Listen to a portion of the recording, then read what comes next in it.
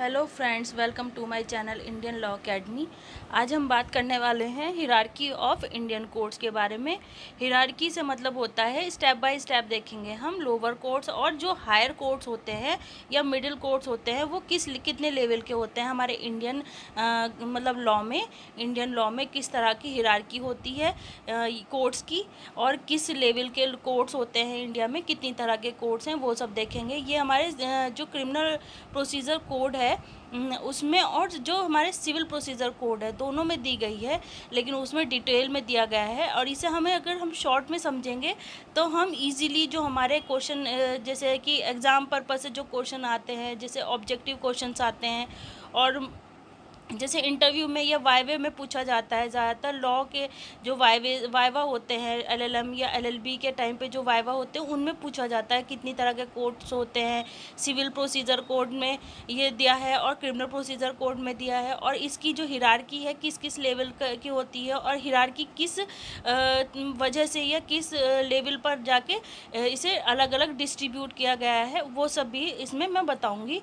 और ये अगर आपको समझ में आ जाएगा तो आपको आधा लॉ समझ में आ जाएगा। एक तरह से अगर देखा जाए जो हमें प्रैक्टिकल नॉलेज होनी चाहिए वो इसमें हमें पता चल जाएगी। जो प्रैक्टिस में हमें बताया जाता है कि कोर्ट कौन से कोर्ट में हमें केस फाइल करना है, कितनी मतलब हिरार्की वाले कितने मतलब जो वो होती है वैल्यू होती है ना, केस की वैल्यू या कहना चाहिए प्रॉपर्टी वैल्यू के अकॉर्डिंग होता है वो कि किस कोर्ट में हमें केस फाइल करना है। जैसे सिविल वाले जो केस होते हैं प्रॉपर्टी की वैल्यू के अकॉर्डिंग होते हैं कि सिविल प्रोसीजर जो हमारा वो है चीफ मजिस्ट्रेट होता है फर्स्ट क्लास कोर्ट में जाना है, या chief magistrate second class court में जाना है केस, या सीनियर सिविल जज के पास जाना है, या एडिशनल डिस्ट्रिक्ट जज के पास जाना है, या डिस्ट्रिक्ट और सेशन जज के पास जाना है, या ऐसी ही क्रिमिनल लॉ में कौन से कोर्ट में हमें केस फाइल करना है। वो सब चीज़ें हम इसी वजह से इसी हिरार्की के बेस पर हम ये चीज़ समझ सकते हैं, क्योंकि हिरार्की जो कोर्ट की होती है वो प्राइस के वैल्यू के प्राइस की या प्राइस के हिसाब से मतलब डिसाइड की जाती है। और अगर मान लीजिए प्रॉपर्टी की वैल्यू के से कम वाले कोर्ट में हम केस फाइल कर देते हैं, बाई मिस्टेक कर दें, या उस वैल्यू को हमें घटा के दिखाना है या मतलब चीट करने के लिए कर दें, तो जो कोर्ट होता है उसे क्वेश कर देता है केस को, या शट डाउन कर देता है उस केस को, या उस केस में ट्रांसफ़र करने के लिए बोला जाता है पार्टी से। तो ये दो तरीके की हिरार्की होती है, एक सिविल प्रोसीजर कोड के अकॉर्डिंग होती है, क्रिमिनल प्रोसीजर कोड के अकॉर्डिंग होती है। सिविल से मतलब है जो सिविल मैटर होते हैं उनके जो प्रॉपर्टी वैल्यू होती है उस हिसाब से डिसाइड होती है, और ऐसे ही क्रिमिनल प्रोसीजर कोड में जो होती है वो हिरार्की केस की वो डिसाइड होती है जो क्रिमिनल क्राइम होता है उसकी मतलब इसके हिसाब से कि कितना हीनियस क्राइम किया गया है या कितना कम हीनियस क्राइम किया गया है। लेसर हीनियस और मोर हीनियस जो होते हैं, ग्रीवियस हर्ट या हर्ट वाले केस या एब्डक्शन और रेप वाले केस किस तरह से होंगे, फास्ट ट्रैक जो कोर्ट होता है उसमें किस तरह के केस जाते हैं, या कहना चाहिए कि जो ये होते हैं कंज्यूमर कोर्ट वाले जो केस होते हैं वो कंज्यूमर कोर्ट में ही क्यों फाइल किया जाता है, ये इस सब का अपना एक रीज़न होता है इसके पीछे। तो आज हम इसको ही देखेंगे, आज की जो इसको डिटेल वीडियो में ये समझाऊंगी, और ये हम जान लेते हैं कि हमें कौन कौन से एग्ज़ाम में फ़ायदा करेगा। हमारे सबसे पहले वाइवा में फ़ायदा करता है, जो हमारे एलएलबी या एलएलएम में वाइवा होता है एग्ज़ाम के टाइम पे, वो उस टाइम पे भी जो एग्ज़ामिनर होता है वो पूछ लेता है वाइवा लेते टाइम, या हम कोई भी ऐसा कंपटीशन देते हैं उसमें ऑब्जेक्टिव में भी आ जाता है, ऑब्जेक्टिव क्वेश्चन में भी आता है, प्री मेंस और इंटरव्यू। अगर हम जुडिशल एग्ज़ाम की बात करें तो उसमें भी पूछ लिया जाता है, मेंस में भी आ जाते हैं इस तरह के क्वेश्चन, और साथ के साथ इंटरव्यू में तो पूछा ही जाता है कि कितनी पनिशमेंट वाले केस कौन से कोर्ट में जाते हैं, और सिविल वाले जो केस होंगे कि कितनी प्रॉपर्टी वैल्यू वाले केस कौन से कोर्ट में जाते हैं, और फैमिली जो कोर्ट होती है वो किस बेस पर बनाई जाती है, या फास्ट ट्रैक कोर्ट किस बेस पर बनाई जाती है, या कहना चाहिए कंज्यूमर कोर्ट्स किस बेस पर बनाई जाती है। वैसे ज़्यादातर हम ये देखते हैं कि जो लॉ कर चुके होते हैं स्टूडेंट उनको भी ये चीज़ क्लियर नहीं होती, इसलिए आज मैं ये चीज़ क्लियर करना चाहूँगी। सबसे पहले देख लेते हैं, सबसे बड़ा कोर्ट कहलाता है इंडिया में सुप्रीम कोर्ट ऑफ इंडिया, और इसको सुप्रीम कोर्ट ऑफ इंडिया इसीलिए कहा जाता है क्योंकि ये सबसे बड़ा कोर्ट है इंडिया का। फिर इसके बाद हाई कोर्ट आते हैं, और हर स्टेट के हाई कोर्ट अलग अलग होते हैं, और कुछ जो स्टेट होते हैं उनके कंबाइंड हाई कोर्ट भी होते हैं, जैसे पंजाब और हरियाणा के। और जो स्टेट बड़े हैं उनका भी एक ही होता है, लेकिन उनकी बेंच बना दी जाती है, हाई कोर्ट बेंच बना दी जाती है। जैसे इसका एक एग्जांपल बहुत अच्छा है, यूपी या उत्तर प्रदेश में इलाहाबाद में हाई कोर्ट है, उसकी लखनऊ में बेंच बनाई हुई है। और अभी पीछे बहुत ज़्यादा प्रोटेस्ट भी हुए थे, वकीलों ने काफ़ी प्रोटेस्ट किए थे इसके लिए कि हाई कोर्ट बेंच जो है मेरठ में भी बनाई जाए। उसका मेन रीज़न ये होता है कि जो पश्चिम उत्तर प्रदेश का जो एरिया है वो इलाहाबाद के लिए बहुत दूर डिस्टेंस पे पड़ता है, इसलिए जो एडवोकेट्स हैं उनको जाने में दिक्कत होती है। साथ के साथ जो पार्टीज़ होती हैं केस से रिलेटेड, उन्हें भी जाने में दिक्कत होती है। कोर्ट केस फाइल करने के टाइम पे या अपील के टाइम पे ये केस जब हाई कोर्ट में जाता है, तो इस वजह से यहाँ पे पश्चिम उत्तर प्रदेश के लिए भी हाई कोर्ट बेंच बनाने की बहुत बार आवाज़ उठाई गई। इसके अगेंस्ट में काफ़ी प्रोटेस्ट भी हुए। तो ये फिर हाई कोर्ट हर स्टेट का होता है, कंबाइंड भी बना दिए जाते हैं 2 स्टेट के, जैसे पंजाब और हरियाणा। और इसके अलावा जैसे जम्मू कश्मीर हो गया और श्रीनगर, इसका भी एक कंबाइंड वो होता है हाई कोर्ट। और जब बर्फ़बारी होती है तो वो जो है जम्मू कश्मीर से श्रीनगर और श्रीनगर से जम्मू कश्मीर, ये बार बार मतलब वो करते रहते हैं, अपनी फैसिलिटी के हिसाब से ट्रांसफ़र करते रहते हैं। तो हमने यहाँ देखा कि सबसे पहले हम सिविल वाले देख लेते हैं। सिविल केस की जो हिरार्की होती है वो कितने लेवल की होती है। सबसे पहला होता है डिस्ट्रिक्ट एंड सेशन जज होता है। और डिस्ट्रिक्ट और सेशन जज वाला जो कोर्ट होता है उसके पास काफ़ी पावर्स होती हैं, और ये डिस्ट्रिक्ट कोर्ट में काम करता है। डिस्ट्रिक्ट लेवल पर सबसे बड़ा कोर्ट कहलाता है डिस्ट्रिक्ट लेवल पर। और सिविल के केसेस में ये डिस्ट्रिक्ट एंड सेशन जज कहलाता है, और क्रिमिनल केसेस में भी ये डिस्ट्रिक्ट एंड सेशन जज ही कहलाता है। और इन लोगों को जो है क्रिमिनल केसेस में फांसी की सज़ा देने की भी राइट होता है, लेकिन वो हाई कोर्ट से इन्हें रिटर्न में मंगाना होता है, तब जाके ये मतलब फांसी की सज़ा दे सकते हैं डिस्ट्रिक्ट एंड सेशन जज क्रिमिनल केसेस में। लेकिन अगर मान लीजिए वो भी तब इस तरह का केस इस तरह से जब होता है जब बहुत इमरजेंसी का टाइम हो, जब मतलब टाइम हाई कोर्ट जाने का ना हो। और बहुत ज़्यादा रेयर केसेस में होता है कि डिस्ट्रिक्ट जज को, सेशन जज को या सेशन जज को दोनों एक ही होते हैं। डिस्ट्रिक्ट जज भी कहा जाता है उनको और सेशन जज भी कहा जाता है। तो वो क्या होता है, वो फांसी की सज़ा भी दे सकता है, लेकिन हाई कोर्ट से रिटर्न में मंगाना होता है। फिर इसके बाद होता है एडिशनल डिस्ट्रिक्ट जज। एडिशनल डिस्ट्रिक्ट जज के पास भी वो सेम पावर होती है डिस्ट्रिक्ट जज जैसी, लेकिन वो तब एनफोर्स में आती हैं वो पावर्स जब वो उन पावर्स का इस्तेमाल कर सकता है जब डिस्ट्रिक्ट या सेशन जज ना हो। एडिशनल डिस्ट्रिक्ट जज का अपना काम जो होता है वो उसको ही करता रहेगा, लेकिन अगर डिस्ट्रिक्ट एंड सेशन जज की सीट वैकेंट है या वो कहीं गया हुआ है, इमरजेंसी का टाइम है, कुछ भी दिक्कत है, तो वो तब डिस्ट्रिक्ट जज की भी जो पावर्स होती है उसको एग्जिस्ट कर सकता है। फिर उसके बाद सीनियर सिविल जज होता है। और जो क्रिमिनल केसेस होते हैं उसमें चीफ जुडिशियल मजिस्ट्रेट होता है, और जुडिशियल मजिस्ट्रेट फर्स्ट क्लास, और चीफ मेट्रोपॉलिटन मजिस्ट्रेट भी कहा जाता है इसको। तो चीफ जुडिशियल मजिस्ट्रेट या CJM भी बोला जाता है क्रिमिनल केसेस में। फिर इसके बाद कुछ जो स्टेट होते हैं वहाँ पे जुडिशियल मजिस्ट्रेट फर्स्ट क्लास भी बोला जाता है, और जो चीफ मेट्रोपॉलिटन मजिस्ट्रेट भी कहा जाता है CMM, इसको शॉर्ट में बोल लेंगे। चीफ मेट्रोपॉलिटन मजिस्ट्रेट से मतलब वो होता है जो मेट्रोपॉलिटन एरिया होता है, जहाँ पे जो डिस्ट्रिक्ट लेवल से ज़्यादा पॉपुलेशन होती है, वहाँ पे इस तरह के जो जजेस होते हैं वो अपॉइंट किए जाते हैं। और इसमें जो सिविल केस होता है उसमें प्रिंसिपल जूनियर सिविल जज कहलाता है। और इसके अलावा फिर सबसे लोअर कैटेगरी पे जो जजेस आते हैं, जहाँ पे लोअर मतलब इसके लिए सिविल जज जूनियर डिवीज़न का जो अपॉइंटमेंट होते हैं वो रखे जाते हैं, उन्हें कहते हैं मुंसिफ, और जूनियर सिविल जज भी कहलाते हैं। ये स्मॉल कॉज वाले जो केस होते हैं वो इसमें आते हैं। मतलब ये जो छोटे वाले सबसे मतलब छोटी जो चोरी वाले केस या छोटे क्राइम होते हैं ना, वो इसमें आते हैं। या कहना चाहिए सिविल वाले अगर मैटर देखे जाएं तो छोटे मोटे किसी के साथ फ्रॉड करना या किसी का पैसे ना देना, इस तरह के केस आते हैं। और इसमें क्रिमिनल प्रोसीडिंग में ये जूनियर मजिस्ट्रेट सेकंड क्लास या मेट्रोपॉलिटन एरिया में मेट्रोपॉलिटन मजिस्ट्रेट के नाम से जाने जाते हैं। और फिर इस तरह से ये हिरार्की ख़त्म हो जाती है। लेकिन इसकी हम देख लेते हैं वैल्यू, जो मैंने बताया कि सिविल मैटर में जो वैल्यू होती है प्रॉपर्टी की, उसके अकॉर्डिंग हिरार्की डिसाइड की जाती है कि कौन से कोर्ट में केस फाइल किया जाएगा। और क्रिमिनल जो केसेस हैं उनमें हायरार्की डिसाइड की जाती है उसकी पनिशमेंट के हिसाब से। केस के पनिशमेंट जो केस होता है कितना हीनियस है या कितना लेसर हीनियस है, उस हिसाब से कोर्ट में केस फाइल किया जाता है। जैसे कि डिस्ट्रिक्ट एंड सेशन जज को सभी तरह के केस हैंडल करने का राइट होता है, चाहे वो सिविल के केसेस हों या क्रिमिनल के केसेस हों। तो उसके पास, लेकिन डायरेक्ट उसके पास केस फाइल नहीं किए जाते, लेकिन उसके पास जब हम डायरेक्ट जो इस तरह के केस फाइल होते हैं, जैसे कि जिसकी मार्केट वैल्यू जो है प्रॉपर्टी की बहुत ज़्यादा होती है, 20 लाख के अराउंड है इसकी, और जो डिस्ट्रिक्ट जज और सेशन कोर्ट जज है क्रिमिनल लॉ में, इनके पास रेप केसेस या मर्डर केसेस इस तरह के केस फाइल किए जाते हैं।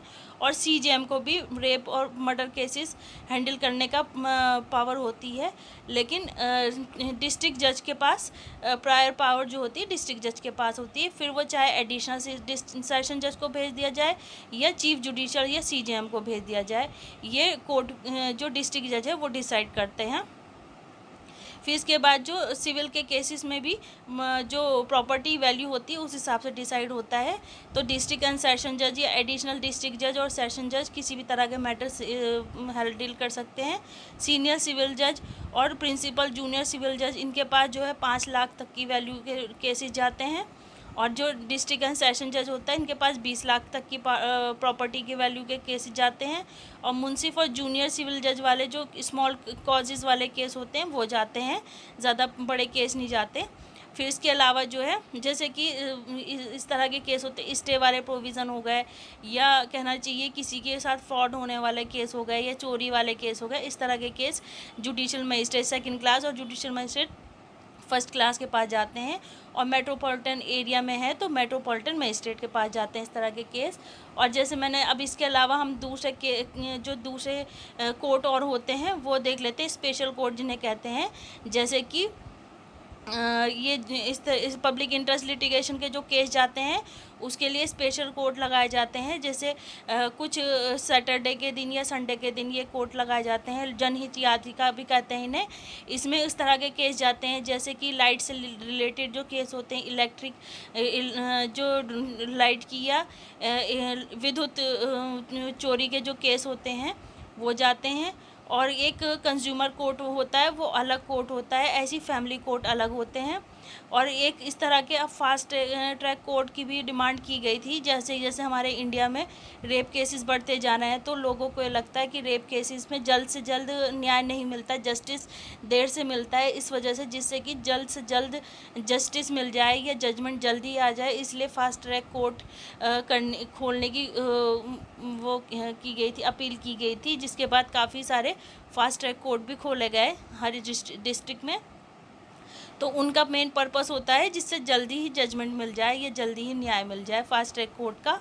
और पब्लिक इंटरेस्ट लिटिगेशन जैसे मैंने बता ही दिया, जनहित याचिका वाले केसेस होते हैं। जनहित याचिका केस मतलब जैसे कि जनता के जो फ़ायदे के लिए केसेस होते हैं, जैसे लाइट वाले केस हो गए, लाइट की चोरी का केस हो गया, या कहना चाहिए कि सड़क पर मान लीजिए कोई न्यूसेंस हुआ है उसके केस हो गए। जैसे या फिर किसी नदी में जो है कोई फैक्ट्री या किसी फैक्ट्री हो गई या कुछ और जो सेहत को नुकसानदेह इस तरह की जो केमिकल वाली चीज़ें होती उसका पानी डालना, या जैसे गंगा नदी गंदी हो रही तो कोई इस पे भी जनहित याचिका डाल सकता है। या कहीं जैसे अभी कोरोना के चलते काफ़ी गंगा नदी में ये कहा गया कि कोरोना जो महामारी फैली थी तो इतने ज़्यादा लोग मतलब उसमें मारे गए थे, तो उन्हीं की डेड बॉडीज़ को डाला गया। तो ये भी कहा गया कि उस पर भी जनहित याचिका डाली जा सकती है। एक एग्जाम्पल ये भी अच्छा बनता है। और भी बहुत सारे केस हैं जो जनहित याचिका में जा सकते हैं, जैसे कि सड़क टूट जाना तो उसकी वजह से किसी का एक्सीडेंट ना हो, तो इसलिए अगर कोई जनता के हित के लिए अगर कोई जाना चाहे तो जा सकता है। तो इस तरह के केसेस, या सीवर का किसी ने नगर पालिका को कोई लापरवाही दिखती है तो वो भी जा सकता है, या कहीं पर गंदगी हो रही है तो इस तरह के केस जनहित याचिका वाले केस होते हैं, तो वो कोई भी फाइल कर सकता है अपनी तरफ से। जैसे कि सोशल वर्कर होते हैं या सोशल जो वर्क करने वाली पूरी एसोसिएशन होती है या ग्रुप होते हैं कुछ लोग, तो वो इस तरह के केस फाइल करते हैं। या इस तरह के केस भी होते हैं जैसे एसिड अटैक वाले केस होते हैं तो वो भी जनहित याचिका में फ़ाइल किया जा सकते हैं। लेकिन उसके अलावा एसिड अटैक वाले केस फास्ट ट्रैक कोर्ट में भी फ़ाइल किए जाते हैं, क्योंकि ये भी एक तरह का बहुत ज़्यादा ग्रीवियस हर्ट करना किसी के लिए कहलाता है। या डिस्ट्रिक्ट जज या सेशन जज के कोर्ट में भी ये फ़ाइल किए जा सकते हैं, क्योंकि ये भी, या CGM कोर्ट में भी, और इस तरह के केस आते हैं। और ये CGM और डिस्ट्रिक्ट जज या एडिशनल डिस्ट्रिक्ट सेशन जज, इन लोगों को जो है इस तरह के केस हैंडल करने का राइट होता है। जैसे रेप केस हो गए, मर्डर केस हो गए, या डकैती हो गए, एब्डक्शन हो गए, इस तरह के केसों का पावर होती है जो ज़्यादा हीनियस क्राइम है। तो ये तो मैंने बता ही दिया। अगर आपको फिर भी कोई डाउट हो तो मुझे कमेंट करके ज़रूर बताएं, मैं डाउट क्लियर करने की पूरी कोशिश करूँगी। और अगर आप इससे रिलेटेड प्रोविज़न पढ़ना चाहते हैं तो क्रिमिनल वाले में, क्रिमिनल लॉ के लिए मैं बता दूं, क्रिमिनल प्रोसीजर कोड 1907 में आप सेक्शन 5 से लेके 15 तक आप इसे पढ़ सकते हैं। तो उसमें सारी हिरार्की आ जाएगी और आपको कोड के बारे में पता चल जाएगा डिटेल में, अगर आप पढ़ना चाहें तो। और CPC में भी सेक्शन 2 और ऑर्डर 1, ऑर्डर 2, इसमें सारी हिरार्की वगैरह दी गई है। और जो डेफिनेशन पार्ट है उसमें भी काफ़ी कुछ बताया गया है, तो उससे आप पढ़ सकते हैं। और मैं डिस्क्रिप्शन में ऐड कर दूंगी जो जो सेक्शन आपको इसके साथ पढ़ने हैं। हिरार्की आपको बहुत अच्छे से समझ में आ जाएगी, और ये मेरे हिसाब से ज़रूर पता होना चाहिए हर लॉ स्टूडेंट को, क्योंकि ये अगर हमें नहीं पता तो हम कोर्ट में केस फाइल नहीं कर पाएंगे कि कौन से कोर्ट में हमें केस फाइल करना है। मार्केट, जो प्रॉपर्टी की मार्केट वैल्यू के हिसाब से, या क्राइम की हीनियसता के, हीनियस या लेस हीनियस या हाई हीनियस होने के हिसाब से, हाई हीनियस होने के हिसाब से जो क्राइम होता है, जैसे ख़तरनाक क्राइम होते हैं, ज़्यादा सोसाइटी के अगेंस्ट खिलाफ होते हैं, वो कहलाते हैं। जैसे रेप केस, डकैती, अबडक्शन, मर्डर, इस तरह के, या किसी के साथ चीटिंग करना, फ्रॉड करना, या राजद्रोह वाले केसेस जो सेक्शन 121 में आता है IPC के, या किसी के साथ कॉन्स्पिरेसी करना, तो वो भी काफ़ी हीनियस क्राइम कहलाता है। तो उसकी वजह से, कॉन्स्पिरेसी करने की वजह से कोई मतलब जैसे एब्डक्शन करना या डकैती करना, ये सब पार्ट होता है इसका ही, कि जिसमें जो है षड्यंत्र रच के ही किया जाता है। तो इस तरह के क्राइम भी काफ़ी हीनियस होते हैं। तो ये क्रिमिनल लॉ में आता है, और इस वजह से ये सोसाइटी के अगेंस्ट होते हैं, इसलिए इन्हें जो है डिस्ट्रिक्ट लेवल पर सॉल्व किया जाता है। और साथ के साथ डिस्ट्रिक्ट जज जो होते हैं या सेशन जज होते हैं ना, इनको ये भी पावर होती है, अगर मान लीजिए किसी डिस्ट्रिक्ट में दंगा फसाद ज़्यादा उग्र हो गया, तो ये जो डिस्ट्रिक्ट DM होता है, डिस्ट्रिक्ट मजिस्ट्रेट होता है, तो डिस्ट्रिक्ट जज उनको भी गाइड कर सकता है या उनके साथ मिलके भी काम कर सकता है। अगर वो अंडर कंट्रोल नहीं हो रहा, डिस्ट्रिक्ट मजिस्ट्रेट से अगर कंट्रोल नहीं हो रहा या लॉ एंड ऑर्डर के अगेंस्ट जा रहा है, तो जहाँ पर लीगल राइट्स वायोलेट हो रहे हैं लोगों के, तो डिस्ट्रिक्ट जज वहाँ पर या सेशन जज वहाँ पर इन्वॉल्व हो सकता है। ये सबसे बड़ा राइट दिया गया है डिस्ट्रिक्ट जज को, और एक फांसी देने का राइट भी है डिस्ट्रिक्ट जज को। लेकिन हाँ, इसके लिए हाई कोर्ट से, सुप्रीम कोर्ट नहीं, हाई कोर्ट से, अपने उस स्टेट के हाई कोर्ट से ये रिटर्न में मंगाना होता है उस डिस्ट्रिक्ट जज को या सेशन जज को। और वो इमरजेंसी के टाइम पर हो सकता है कि या तो मान लीजिए हाई कोर्ट जाना पॉसिबल नहीं है पार्टी का, तो इसलिए जल्द से जल्द उसे जो है ये सज़ा दे देनी चाहिए। वो ज़्यादा, मतलब वो पर्सन जिसे अगर फांसी नहीं दी गई तो वो सोसाइटी के अगेंस्ट और बड़ा हीनियस क्राइम कर सकता है, या नुकसान पहुंचा सकता है किसी फैमिली को या किसी पर्सन को या किसी ग्रुप को। तो इस वजह से डिस्ट्रिक्ट जज या सेशन जज के पास ये राइट होता है कि उसे फांसी भी दे सकता है। और अगर मान लीजिए किसी डिस्ट्रिक्ट में कोई मतलब बहुत ज़्यादा माहौल ख़राब हो जाता है, law and order under control, मतलब कंट्रोल से बाहर हो जाता है, तो तब भी उसके पास लीगल राइट्स काफ़ी होते हैं डिस्ट्रिक्ट जज के पास, वो चाहे तो उनका इस्तेमाल कर सकते हैं। तो ये यहाँ तक आज के लिए इतना ही। अगर आपको ये वीडियो पसंद आए तो इसे लाइक करें, ज़्यादा से ज़्यादा शेयर करें और सब्सक्राइब करें।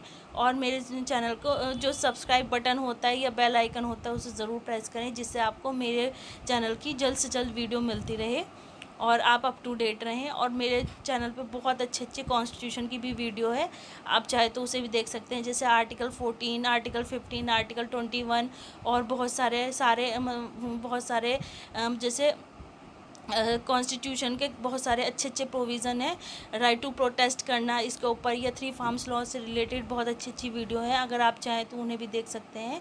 और ये सब लॉ स्टूडेंट को ज़रूर पता होना चाहिए, इसलिए मैंने इस पर एक वीडियो बनाई। अगर आपको पसंद आए तो प्लीज़ इसे शेयर ज़रूर करें। जो फ्रेशर्स होते हैं उन्हें पता नहीं होता, या जो लॉ कर चुके भी होते हैं उन्हें भी नहीं पता होता, तो उनकी ये नॉलेज में होना चाहिए।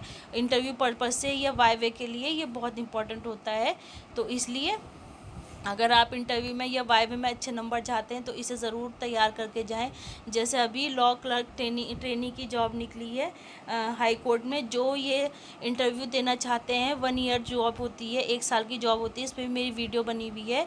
तो इसमें जब हम वो पोस्ट के लिए अप्लाई करते हैं तो वहाँ पर हमारा इंटरव्यू होता है। इंटरव्यू टाइम पर ये इस तरह के क्वेश्चन भी पूछे जाते हैं, तो आप प्लीज़ इस तरह के क्वेश्चन भी तैयार करके जाएं। हायरार्की ऑफ द कोर्ट ज़रूर पता होनी चाहिए। और ज़रूर ज़्यादा से ज़्यादा अपने व्हाट्सएप ग्रुप पर भी, फेसबुक पर भी शेयर ज़रूर करें अपने फ्रेंड सर्कल में, और सभी को इसकी बारे में नॉलेज होनी चाहिए। आज के लिए इतना ही। अगली वीडियो तक के लिए bye bye. Thank you so much.